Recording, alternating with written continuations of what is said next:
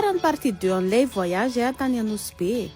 Efa nitantaraiko tamin'ny partie 1 fa ty amin'ny Nosy-Komba no nandehananay voalohany.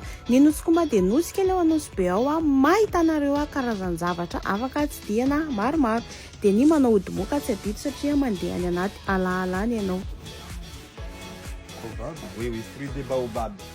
Jusqu'à Madagascar, il y a 6 espèces de baobab endémiques à Madagascar, dans le monde.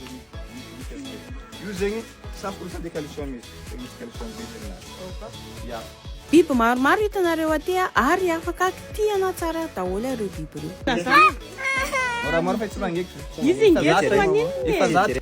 Dia efa haiko izao nareo fa tsy sahy hikitika an'ity biby lava ity nefa tena tsy mampanina mihitsy mikitika azy satria izy tsy mahita amin'ny atoandro izany hoe tsy mampatahotra. Aty zegny sokatra endémique avy aty avatry Madagascar zegny. Rehefa vita ny fitsidihana ny Nosy-Komba dia nakeny amin'ny nosy tany kely indray izahay nosy mahafinaritra kely ihany koa satria sady tena madio no mangamanga tsara ny rano ety.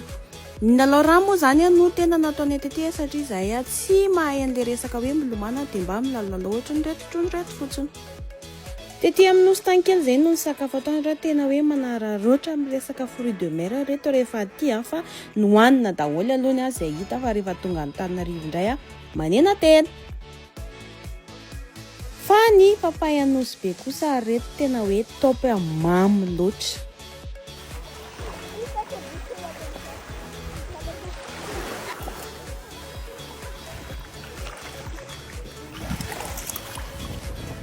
Vita ny fanararaotana fankafizana ny natiora dia nandeha nakany amin'ny Lemuria Land indray izahay ny tapany arivo.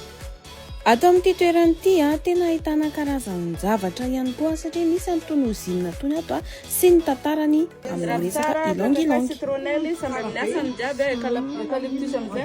Araka ny maha Lemuria Land anazy izay moa zany ny anarany dia feno biby maro afaka tsidihana koa ato.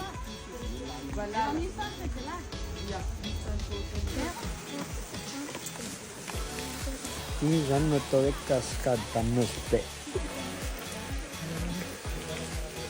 Misy izy tany zegny tsy exprès fa izy navoa izy ndraiky tsy namono izy fa nampahajamba izy fa Tsisy bedy mihitsy no mikitikitika sy mamana an'ireto biby aty amin'ny Lemuria Land reto fa sainga sakafo avy ao amin'izareo ihany no afaka fahananao anazy. Maki.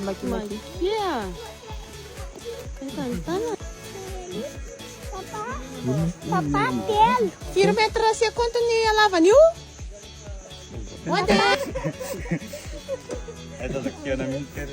Dia aty ihany koa no ahitanareo an'ireo biby efa manomboka lany tamingana eto Madagasikara. Lava be fa ao amin'ny partie 3 indray ny toerana antsidihanay manaraka.